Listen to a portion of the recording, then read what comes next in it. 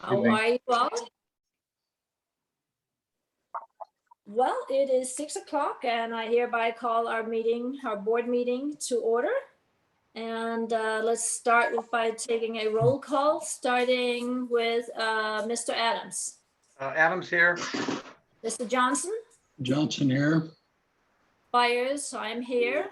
Mr. Dalsandre, Alessandra here. Mrs. Roberts. Roberts here. All right, we are here. Fantastic. And let's go ahead and commence with our Pledge of Allegiance. Jessica.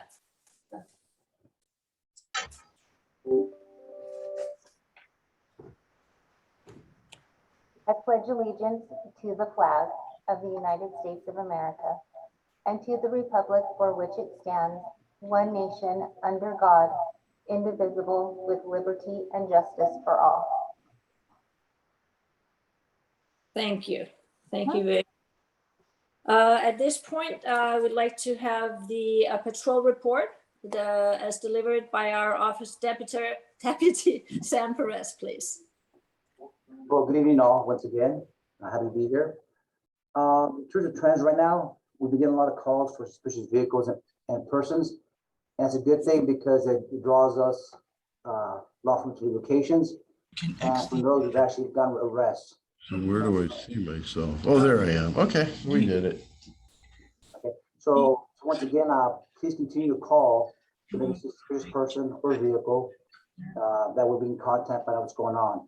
Yeah. Let's say token, we had an incident that occurred on this last period where Gallery. a husband and wife There we go. were Thank in the you. gates, trying to get attention. And essentially what happened was they broke down and they kept on trying to go to different gates to get help. Unbeknownst to the residents, they were under the influence. So once again, when someone buzzes your gate, contact us if you don't feel secure talking to, and we'll contact them. We ended up contacting them down the road, a few blocks down, and they were under the influence. Unfortunately, they had a child with them that was dehydrated, and we had to take steps in terms of arresting them for child endangerment and also for being under the influence. So, as I said, as always, it's good to have good lighting out there. If you have cameras out there, it's great. That we're dealing with. So, which I encourage people, when people come to your gates and are buzzing and being hysterical, make sure you contact us also to contact with people because you don't know what you're dealing with sometimes. On another note, we issued a search warrant this last month on Avenida Tierra, and we expect the recovery of about 50 pounds of processed marijuana, 2,200 plants of marijuana being seized. And we're still investigating that right now. So we've identified suspects with the use of our cameras that we have at the district. And like I said, that's continuing. Also, when you see vehicles on the side of the road that are abandoned, I think please contact CHP. If it's there for a period of time, please contact me and I'll take steps to have it removed. We've had a few of them that have been abandoned in our district. And I've had to get involved in the removal of said vehicles. So that's basically it. Any questions? Any questions from the board? No. Thank you for your great work as always, Mr. Perez. We much appreciate all your work on our behalf. Thank you, ma'am. Thank you. At this point, I'd like to see if we have any members of the public here, and if they are interested in making any comments at this point. We do not this evening, President Byers. Okay. All right. Thank you very much. We have item D in statement of investment policy and financial statements. And unless there's any specific questions on that, do we have any questions at this point? No. We move on to the consent calendar, the minutes of the August 18th regular board meeting, the general fund claims for August 21, and purchase orders of which there were none. I'd like to have a motion. So moved. Thank you. In a second. Second. Thank you. All in favor, please so indicate so, starting with Mike Adams. Adams, aye. Mr. Johnson, Johnson, I. by your side, Mr. D'Alessandri, D'Alessandri, aye. Mrs. Roberts. Roberts, aye. Thank you. We move on to item F on our agenda, the roadway reconstruction products, the project, Sandia Creek Drive and Via Vaquero, the culvert repairs and FEMA, is presented by our district engineer, David Hunt.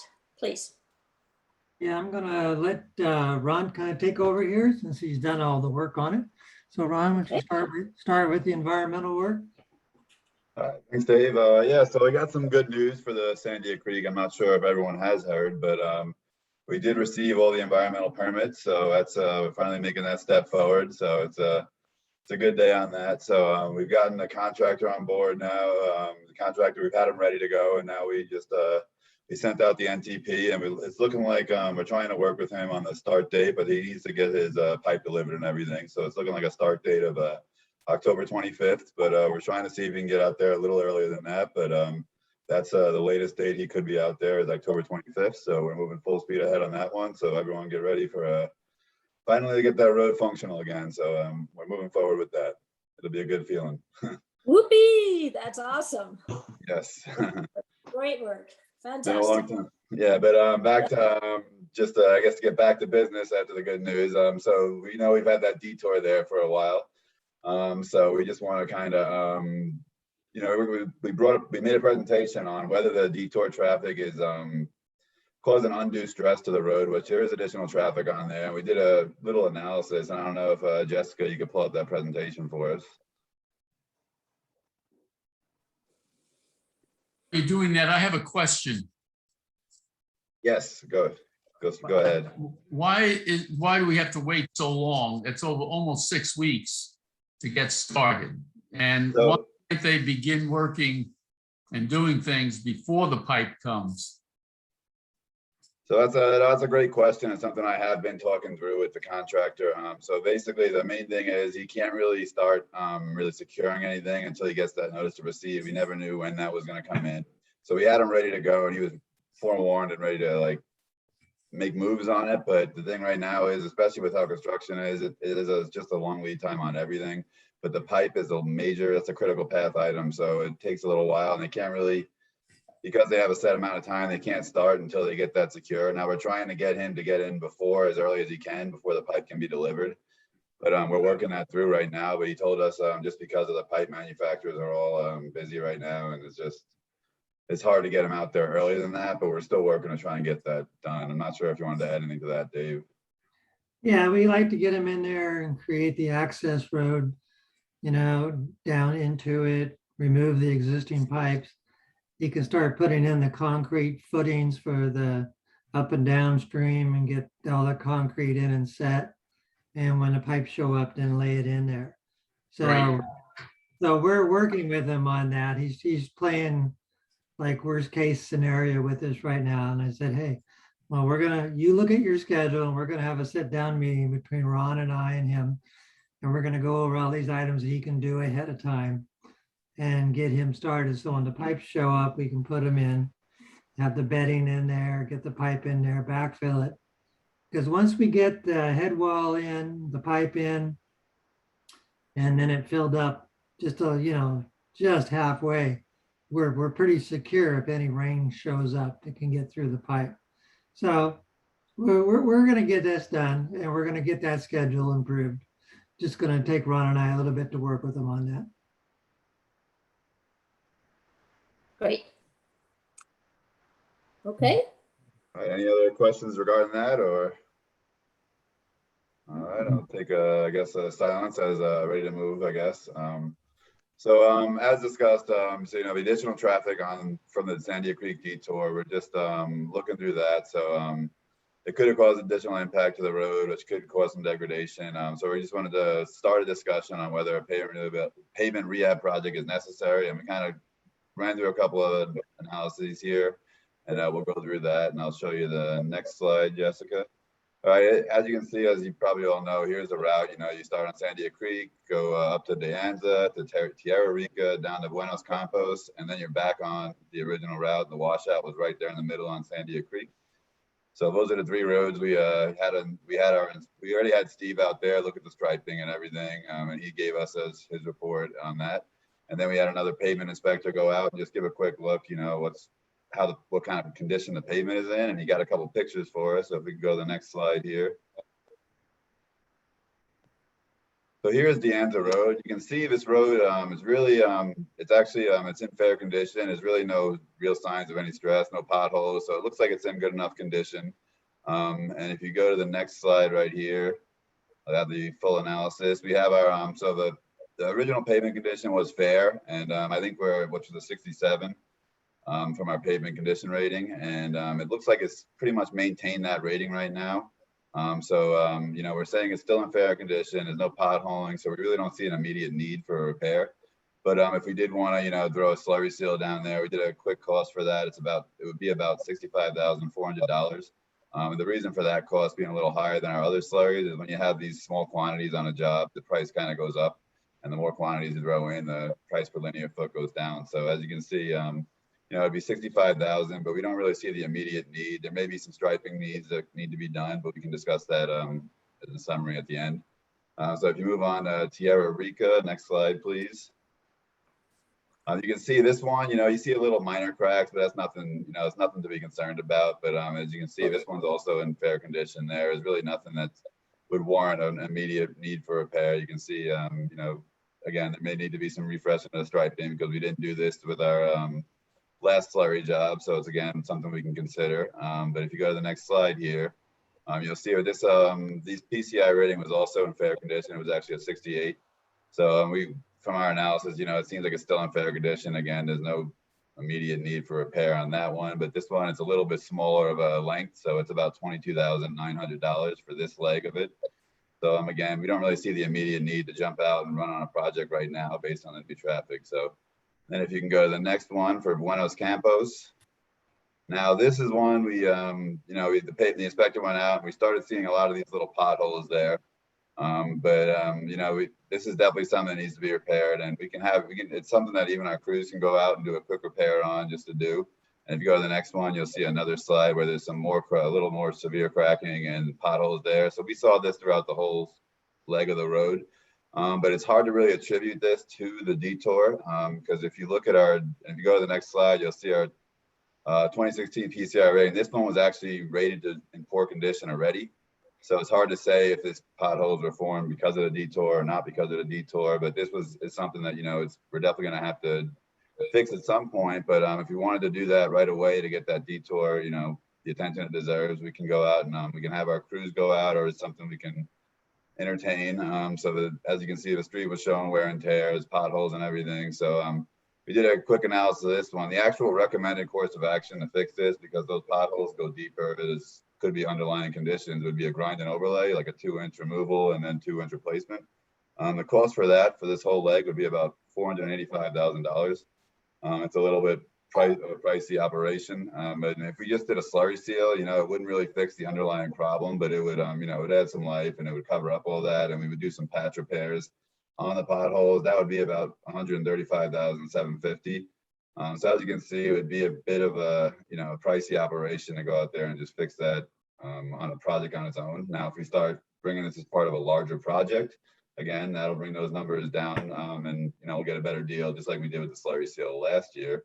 So I think, and that's the last slide there, but I think our recommendation is we can go out there and because we did exclude this and Steve did find some striping issues out there, one thing we can do is we can go out and strike the roads. You know, we can restripe that. And I forget, Steve, what your estimate was, but I think, you know, it'd be around a ballpark of 15,000, and we would run those numbers a little better once we get that. But it'd be good, you know, to show some work out there, show that we're giving it the attention it deserves. And, you know, it's something we can consider, or we can consider, and then with that, we can bring our own crews out there to kind of patch up those potholes. Just to fix that. And that's kind of the discussion we wanted to start. Dave, I'll let you kind of conclude and add anything that I may have missed. Yeah. Basically on the potholes, we have several options on I'm those. in a board meeting right now. One, we can add, have our existing contractor doing the work out there, repair those as an extra. We tried that last time on some streets and it came in quite expensive. We have a ongoing maintenance contractor that we could add on to anytime we want to. We could have our crew slowly work on them out there when they're free time, not free time, but when they're downtime. And, or we can wait until we have our annual construction project go on and add it all to that. You know, this road has been out there for quite a while. Big picture, we don't see a lot of wear and tear. We do feel you should stripe it. Like we striped most of the other areas in this district. That would brighten it up a little bit out there. And then we can slowly work on the rest of the issues out there, or add it to next year or the year after's capital improvement projects for the district. So that's our recommendation on that. So any questions? Well, just to, is this something that you covered in your engineering meeting and we're gonna hear about from Debbie, or, yes? Yeah, we heard about this. Debbie heard about this.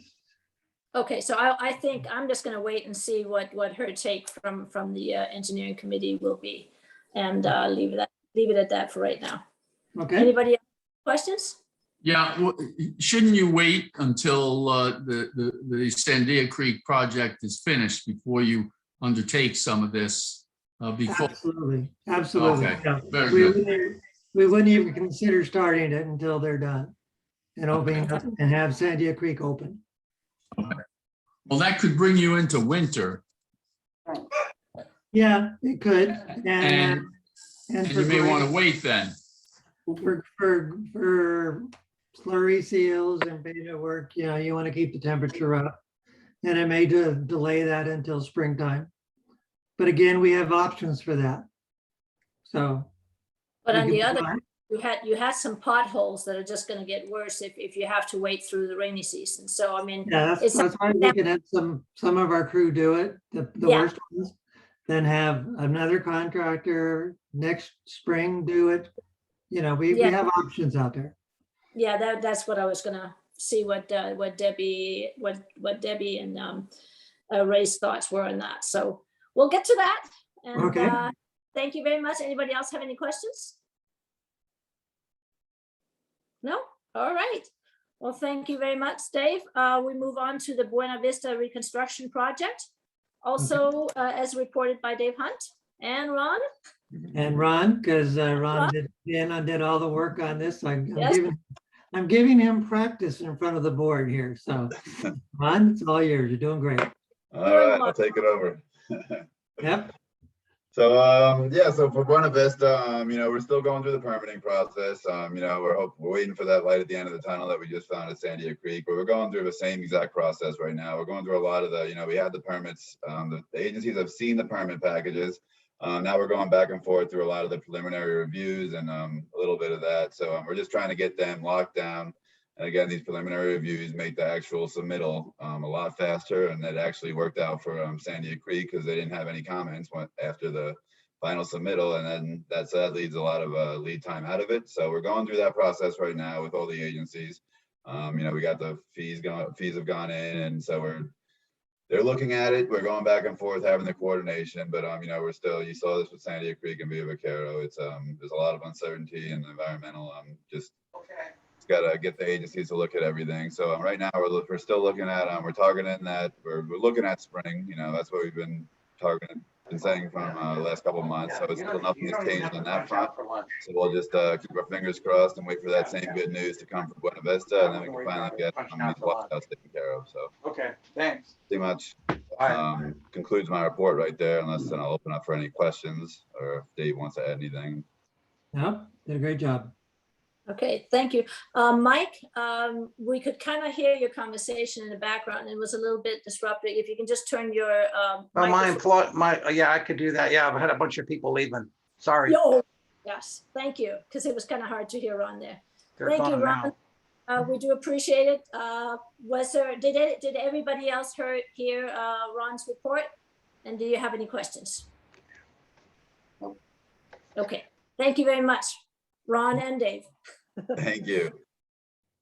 All right, we move on to item G on our agenda, traffic safety and road maintenance, as presented by our very favorite traffic engineer, Steve Liebrink. Thank you, thank you. This is a short traffic report. Okay. As you may have seen out there, the county has been out chip sealing all of Duluth Road. And we spoke with the traffic engineer and I've got him to increase the RPMs to be on the entire road when it's all said and done. So that'll help give you guys good positive guidance during foggy or wet weather doing driving on that road. We've moved the change one message board around. It's on Avenue Del Oro, and these are the next streets that it's scheduled for. We're continuing that program. We had a little sinkhole on Carancho, and we called the contractor out, and he gave us a real good price. And there's what it looks like when it's all said and done. So we're all good and tidy there. And then we had a little games being played with somebody here. Somebody decided they wanted to increase our weight limit on Los Gatos to 15 tons. We pulled the piece of tape off, and now it's 5 tons again. So, and that's our report. I'm happy to answer any questions that you have. I have a comment. The sign that's on the screen right now, the no litter, no dumping, at the corner of Tierra Rica and De Anza has been knocked down. Okay. So I just want to let you know about it. We will take care of that. Thank you, Robert. Oh, while you're doing that, the water company left that area in quite a mess. They really should clean it up. I have emailed them to do that, but I think probably somebody a little more official should get after them and ask them to clean up that area. I know you and I and there was somebody from the water company looked at it, and they really need to clean that up a little bit. It had a nice appearance before they got to it, and now it does not have a nice appearance. Okay. Steve? And I noticed there were a couple of like tree stump type things there. Are those to be hauled away? Not that I'm aware of. You want to keep those or? No, I want them hauled away. I'm sorry. Okay, all right, very good. All right. Right, will do. I got a comment for Steve. Can you hear me now? Yes. go Can you hear me? Yes. Okay. Hey, I don't know if anybody's noticed, but for the past 2 to 3 weeks, giant piles of trash at Rancho California and Via Santa Rosa, huge box of crap overflowing. It's been there for weeks. I've just been waiting to see if anybody noticed it, but obviously nobody has. And then if you go down to the mailboxes at Tornado and Santa Rosa, looks like somebody tore a building down and dumped all the wood in the field, that empty corner there. So that's all a big pile of trash. That's been there for at least 2 weeks. So in the past, I was thinking you guys, maybe somebody that was worked for the district would notice that and make arrangements to get it picked up, or is that something that the HOA has to do? What do you think? Mike, we picked up the trash on Via Santa Rosa a couple of days ago at Rancho Cal, and I'll certainly have the guys go by Tornado and Via Santa Rosa tomorrow and take a look at that. Oh, okay. Yeah, that's that one of the first ones already done though, a couple of days back. Okay, thanks. All right. So we move on to maintenance. So we got the water district that finally fixed this little leaking valve out there in the middle of the road, and it's all patched and ready to go. This was interesting. We had a owner who decided to put one of these big giant 40-foot long storage containers on our road. And so next slide. This is what happens when you call the CHP out. Disappears quickly. Then we had another person who left this beautiful trailer for anyone to use or take if they wanted. And there was actually people living inside this. So one of the residents called and said, let's see if we can get that other, they locked it up so the people couldn't come. So we called the CHP, and that one, they actually hauled away and took away for us.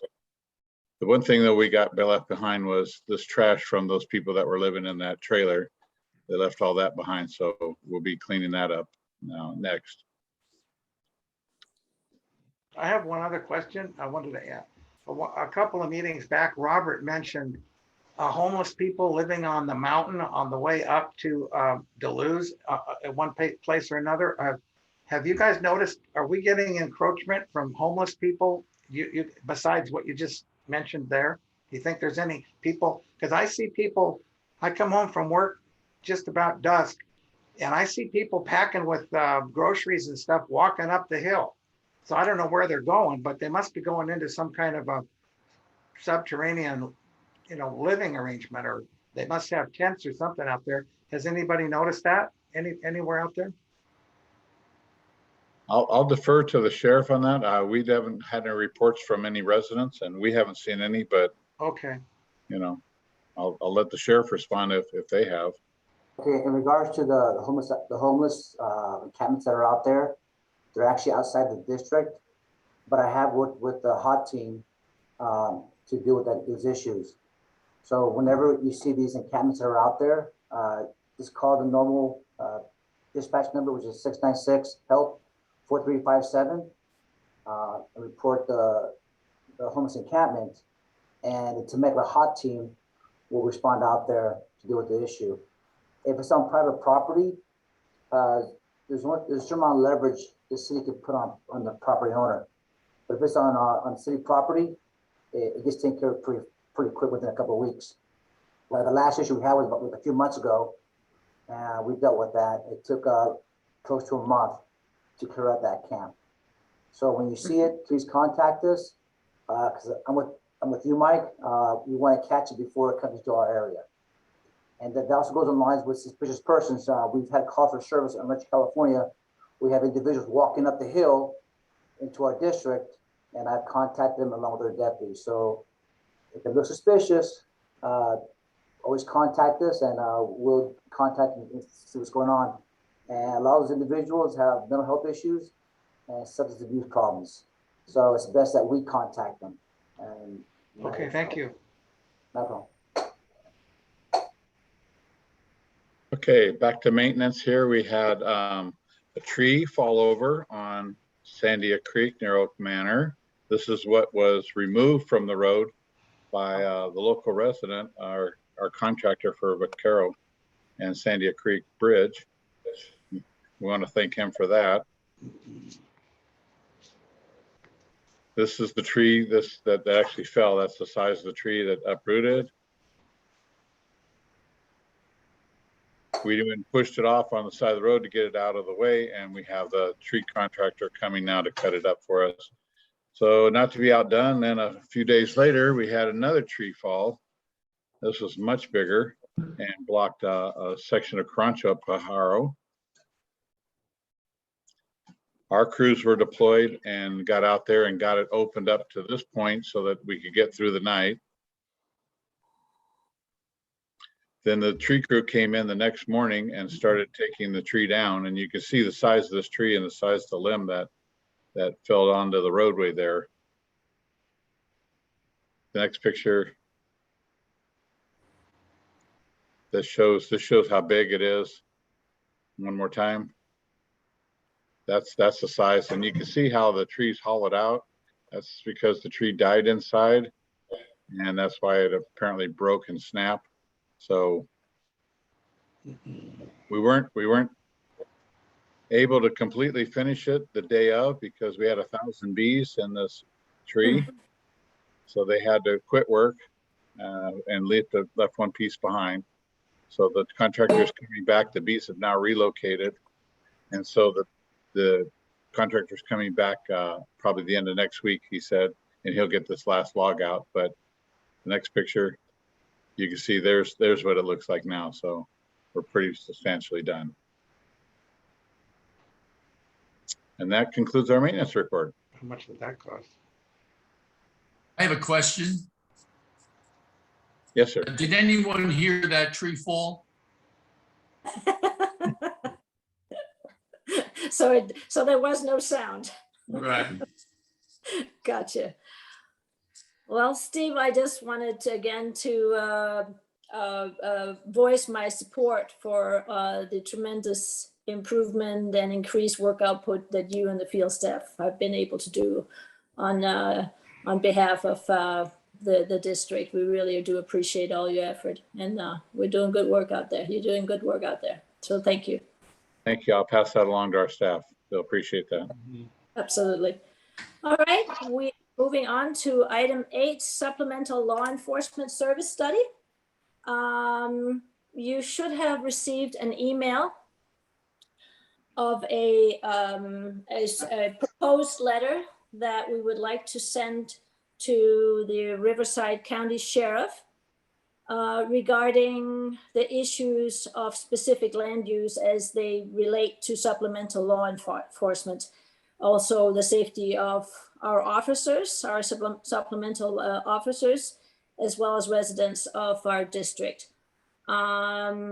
Would like to hear if there's any objections to sending it, or if you have any comments as to the content of that letter. I'm sorry, did anybody have any question or objection?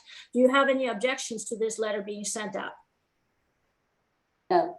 I would like to just briefly just kind of explain the background for that. As you know, we have very certain parameters that we were supposed to cover as the district. And it is roads, it is trash collection, and it's supplemental law enforcement usage or force up here. As far as land use, we really can't do anything about it, but this particular or these particular issues that we're dealing with would potentially touch on increased crime, traffic also, but not to the extent that it would become a big worry that we would need to worry about. But as far as law enforcement issues, this is something that could definitely impact us. And so therefore, we are looking to have our Riverside County Sheriff answer these questions and concerns that we have regarding certain land uses. So thank you. I appreciate that. We will get the letter out. President Byers, if you're sending a letter out on behalf of the board of directors, could I suggest that we all vote on it? That would be great. At this point, I guess it is indeed on our agenda, so we can do that. Yes. So I'd like to have a motion to go ahead and send this letter out. So moved. Second. All right. So please so indicate, starting with Mike Adams, Adams, aye. Mr. Johnson, Johnson, aye. Byers, aye. Dos Andre, Al Sandri, aye. Mrs. Roberts. Roberts, aye. Okay, all in favor of this, so that is approved and we can go ahead and do that. Thank you so much. All right, now we move on to item I, the committee reports, starting with the engineering committee report. Mrs. Roberts. Yes, thank you. The engineering committee met yesterday, September the 14th. Coupled with our August 10th meeting, minutes were approved. And as presented this evening, we did discuss the current status of Sandia Creek, Via Vaquero, and Buena Vista projects. And this information was presented to the board this evening. And in terms of further discussion and or action, wanted to have the board have the opportunity to provide any questions or feedback so that we can most definitely take that in consideration for our next meeting to look at appropriate actions and timing that we may be able to do. And so that will be on our agenda at our next meeting. And then we will report on any of those actions and decisions appropriately to the board. Ray, did you want to add anything to that? No. Yeah, I'm good. Okay, thank you, Ray. Okay, moving on, you did hear the feedback today from Steve and his staff, which we covered yesterday as well. And obviously, all the engineers gave some really great detailed information in terms of the status of projects and actions taken out on the field. The last item that I wanted to report on is non-engineering. I wanted to report on the CSDA annual conference that was held in Monterey that I, Jim and Teresa attended. And being a first-time attendee, I did definitely leave with a lot of good information and just wanted to provide a little highlight. As a group, we did attend the first kickoff keynote speaker presentation of Kevin Brown. And let me tell you what a dynamo that guy was. I mean, he had us at the edge of our seats. And he's somebody worthwhile to check out on the internet. I was really, he's got a very interesting background in how he got where he is today. And I think he did a good job in terms of bringing the conference together at the get-go. Myself personally, I did attend a variety of sessions, of course, those that I feel are extremely important, such as, for example, the board and general manager working together to optimize the district. A lot of good ideas and exchanges amongst the presenters and the people sitting in the audience.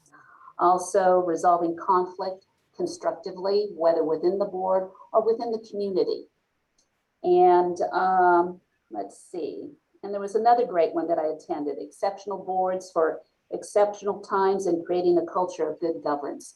So, you know, some pretty hot topics, good exchange, good ideas from the people that were attending. And of course, you know, coupled with the camaraderie with Jim and with Teresa Ward and new people that I would have otherwise never had met through Jim. So it was just a great experience and definitely something that as new board members come on board, hopefully they'll have the same opportunity to attend as I did. And that's my feedback. Any questions? Okay, thank you very much. All right, I did want to real quick for your next engineering meeting and also just to follow up on Dave Hunt's report on the detour, you know, where there is potential deteriorations of the roads.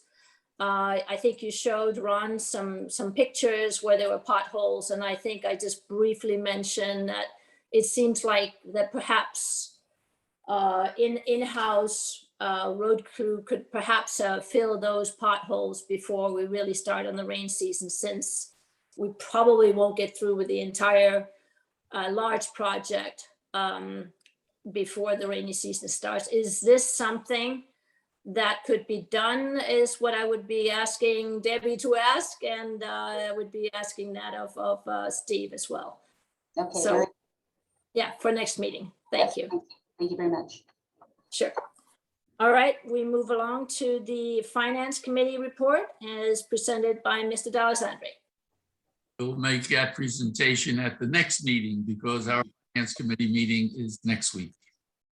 That's correct. I knew that because I wasn't there. That's next meeting.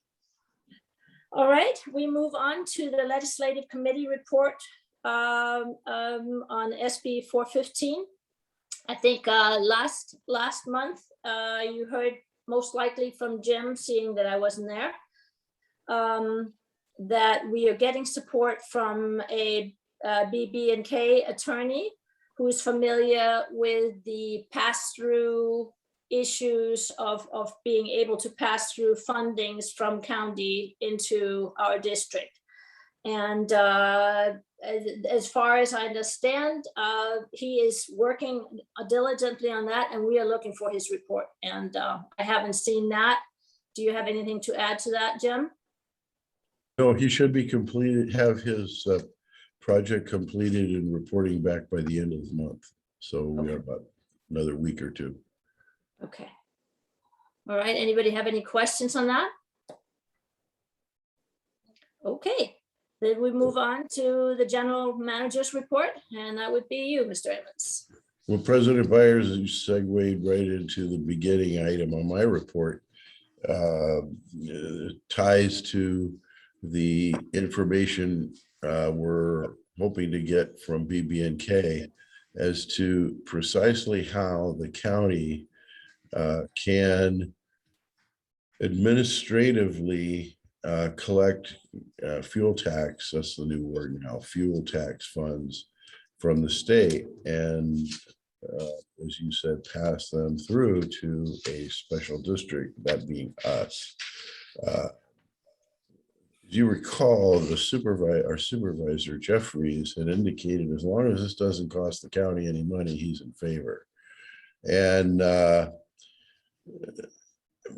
so we know that's not going to cost the county because the funds are state funds and would be the county state fuel tax funds would increase when they add our 86 miles of roadway.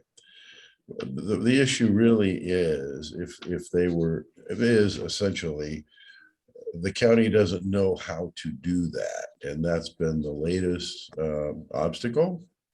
And it's never been done that we could find, but we did find in BBK through Ward, there is an attorney who used to be county counsel or a county counsel in Orange County.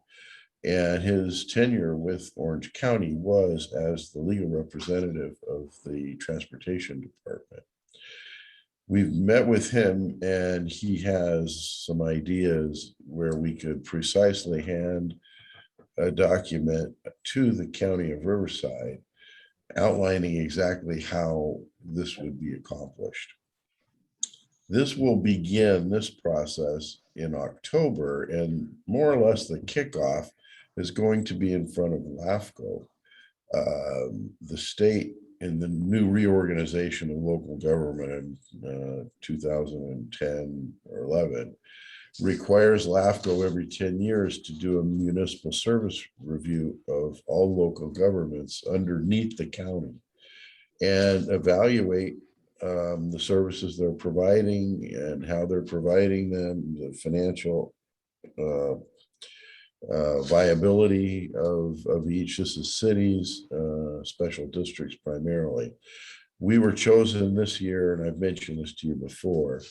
I think they chose 6, and they've done a complete review of our organization.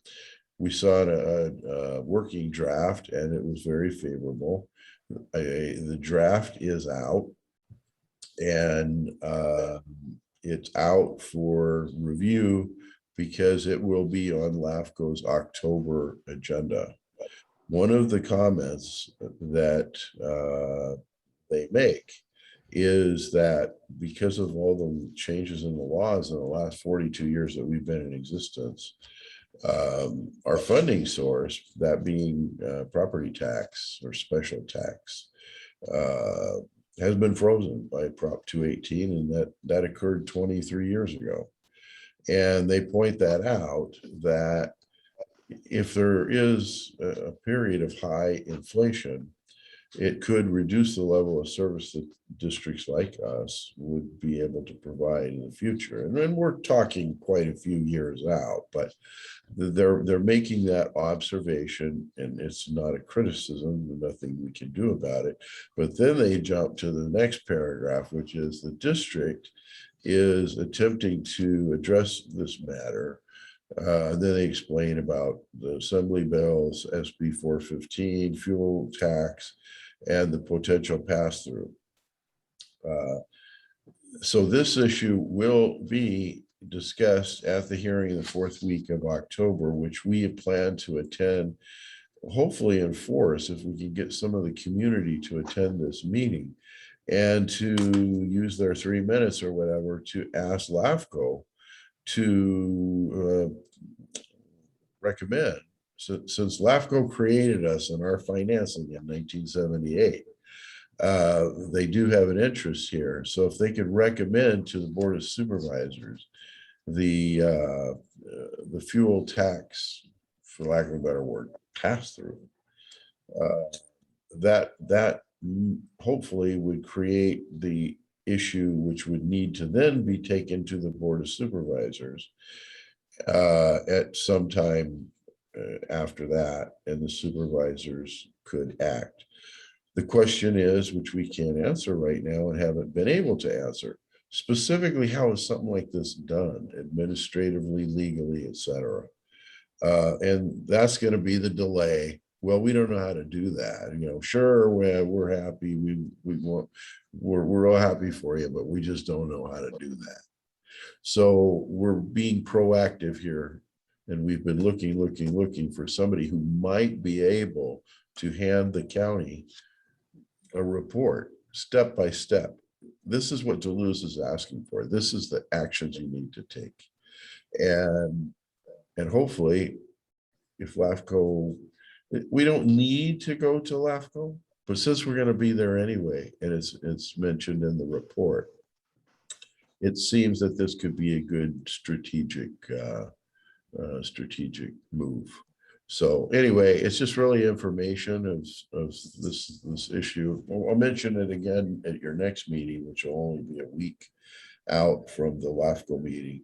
And if anybody has any friends or whatever that wants to join by Zoom or would like to, has nothing better to do but drive down to Riverside, we could probably use some support of Duluth taxpayers to let them know that if we do obtain some fuel tax, that this benefits the taxpayers of Duluth. What's the exact date, Jim?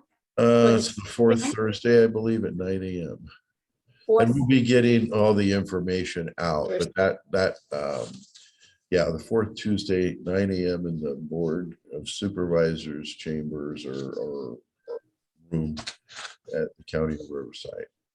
Right, I'm just thinking it's good to know this, because if any of us are trying to spread the word, it's good to have to come armed with the information as to when people actually. Right. And in the coming weeks, as it gets closer, we'll put out something with maps or whatever, how to zoom in. Just a minute. Since I'm going to change subjects here, so since your President Byers' report kind of led into mine, I'm going to report on something that is going to lead into Mr. Simmons' report. During this COVID period, the office has been open every day and operating as normal, but we haven't had any public meetings here, and it's been that was March of a year ago. We'd had budget item or budget funds in the prior year's budget, which we transferred over to the current year to get the office given a facelift. That has been completed. We've repainted it, new carpet. All this was done like 25 years ago. We've put in new electronics in the boardroom. That TV screen we had up there has gone to TV heaven, and we have new and other wireless. We had a lot of cords under the floor and all that. That's all changed to wireless, and we've enabled the continuation of Zoom. Now, remember, Zoom is free, more or less free. And if we were to televise our board meetings, like you've all seen on your TV, the Temecula Planning Commission, City Council, whatever, that's very expensive. In fact, Debbie and I saw a company that was selling this when we were up at the CSDA convention. It's very expensive. To have all those cameras and somebody to put it all together and live TV, and then you have a copy of the meeting. Anyway, you can now do the same thing. You just have to have a tablet in front of everyone who's at the meeting and do it exactly the way we're doing it right now. So if we were all in the boardroom meeting as we used to do 2 years ago, say, we could have the same live broadcasting of this meeting as we're doing it right now at this moment. The only difference is we would all have to have some kind of tablet in front of us and in front of the podium to make that happen. And the nice part is it's free. So I'm gonna stop at that point by just telling you that's all completed. We've been working on it the last month, and we're looking forward to you coming by and taking a look at it. Everything's the same. It's just a little bit updated, and it's new and fresh. But it was very timely because we should now be able to meet all the new requirements related to the Brown Act, and doing the kind of thing that we're doing now. So anyway, that's the end of my report, and I think Mr. Simmons has additional information on my last subject. All right. Mr. Does anybody- Simmons. Any questions to Mr. Emmons on his report? All right, then we will seek right into Mr. Simmons' report. Okay, I'll start with I do have two updates to talk about, and the first one is continuing with what Jim's talking about. On Friday, a bill called AB 361 passed the legislature, both houses, and with an urgency clause, which means it will go into effect immediately when the governor signs it. That, as far as I'm aware, as of today, the governor hadn't yet signed it. We've talked about AB 361 in the past. It's the change to the Brown Act. It will allow the continuation of fully virtual meetings, but only so long as the governor has declared a state of emergency. The key difference between the current executive order suspending the teleconference rules and AB 361 is that AB 361 will require a public comment period where the public can address the council, the board directly up until the public comment period closes within the meeting. So some of the boards, what they're doing now is they've been cutting off public comment period, say the day before or an hour before the meeting. That can no longer happen. That would need to take place. The public comments need to be accepted up until the time the public comment period closes within the meeting. Once the governor terminates the state of emergency for COVID, we'll have to go back to in-person meetings. At least board members would not be able to attend, other than how they were allowed to attend under the normal Brown Act procedures, where you're publicizing the meeting with an agenda outside your hotel room or your house or wherever you're attending from. And in theory, the bill could apply also to other types of emergencies, such as fires, earthquakes, where in-person attendance could be dangerous, but we'd need to have the governor declare a state of emergency first. Is there any questions? Yeah, I'm trying to just kind of get my head around that. So at this point, we're awaiting the governor's signature for this AB 361. That's correct. And it opens, it keeps open the option of Zoom meetings, or you could go to in-person meetings. Is that about right? That's correct. Only while and there is a current state of emergency that the governor's declared for COVID. So as what 361 continues to allow the suspension of the Brown Act rules, allowing this type of a format until the emergency ends, until he declares the state of emergency is over with. Okay. I don't know when that'll happen. Currently, it's the current order expires on September 30th.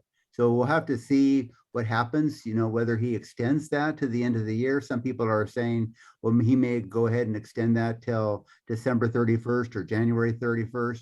So we'll have to see if that will happen. So that may happen in conjunction with him signing the bill, AB 361. Okay. President Byers, if I might just add to Mr. Simmons' report.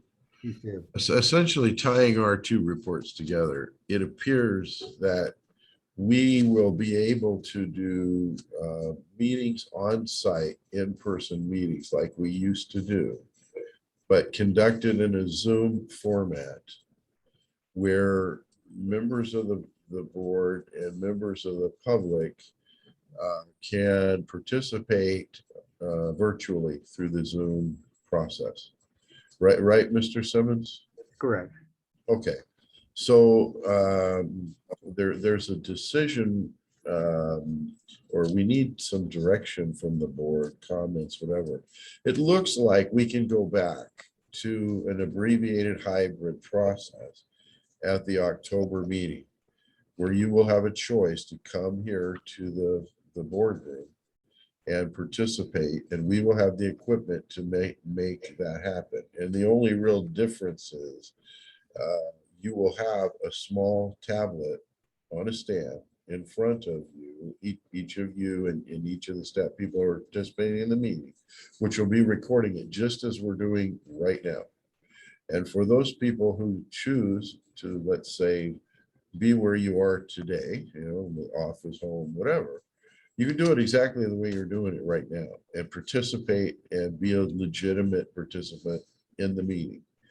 We will put, and people who you know, go to our website, click, and they're in the meeting, can participate in the public comment period, because some of the issues that board raised regarding public comment period and prohibitions on certain types of public comment period are not the public comment period that we do. Ours is legitimate the way we do it in a correct way, right, Ward?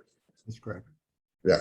So it looks like we're very close to being able to kind of meet everybody's needs here and get back to meeting here in the district boardroom. But for people who prefer doing Zoom, perfect, we can accommodate them too. They can still speak under public comments. There's no requirement like that you sign up a day before or whatever. We don't do that. And we still continue to capture the meeting in its entirety, whatever we call it, televisionic or whatever, you know, visual presentation, which people can watch in real time, or later it'll be on our website. They can review it anytime they want. So I guess we're just kind of looking for, assuming this legislation proceeds, the governor signs it, that what I've laid out would be pretty much the way we would conduct these meetings from here on, beginning in October, and then we inch along. I mean, I'm sure there's things we don't, you know, are going to happen that we don't know about. We'll have to work through those as we go. But I think we're in pretty good shape to just make this our new method of operation. So if there's any comments, I give it back to the president here. That kind of, I think, concludes our statement of fact here. Yeah, so just to clarify in my mind, we have the AB 361 that is awaiting the governor's signature. It will be in effect for as long as there's a stated by the governor state of emergency. Once the emergency is over, then our regular Brown Act rules will come back into effect, which then means at that point we cannot no longer do virtual attendance. Is that about right? Yeah, but I'm expecting that once this COVID thing settles down, that I think there's enough people in the public who have learned about virtual Zoom type meetings that you're going to have a public demand that this continue, where they can watch these live on their computer screen. Right. But there's nothing to stop us from just doing it. The only difference would be that you board members could not participate in the meeting. You could sit and watch it, but you couldn't be counted as present, or you couldn't cast votes if the law said you had to be physically present. But there's no reason we couldn't continue to do this and let the public and use it. Basically, we could use this Zoom thing as our device for recording meetings and making them available to the public. Right. So it sounds, go ahead, please. I was just going to The old telephonic Brown Act laws would come back into play, and just to recap those, the majority of the board has to still be within the jurisdiction of the district. Although that doesn't necessarily apply to you guys because you fall under this exception that your meeting place is outside the jurisdiction. So They have to be in the meeting place here, though.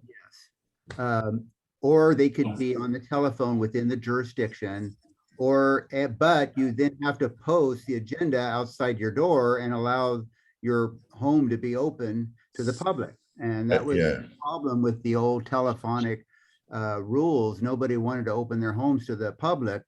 And that's what kind of discouraged people from meeting from their homes. Right.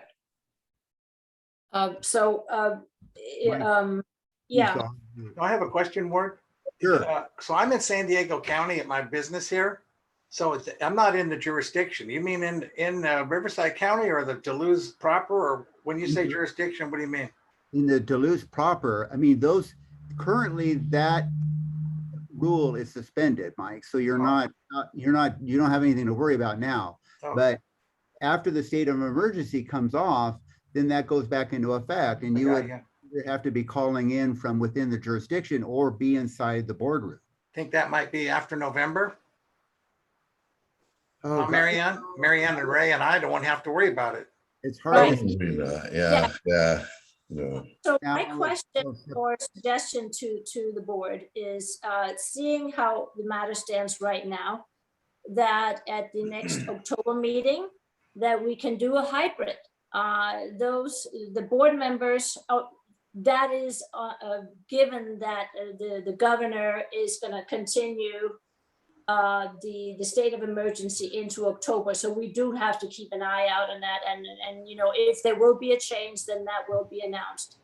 But in case that the state of emergency will be continued, that we do a hybrid meeting in October, whereby those board members that would like to come in and make use of the boardroom with the brand spanking new notepads and the fabulous TV and the really wonderfully painted, very tastefully painted walls. That is their prerogative, and those who would like to attend virtually can also do so. And I think until the state of emergency is lifted, we can continue with a hybrid.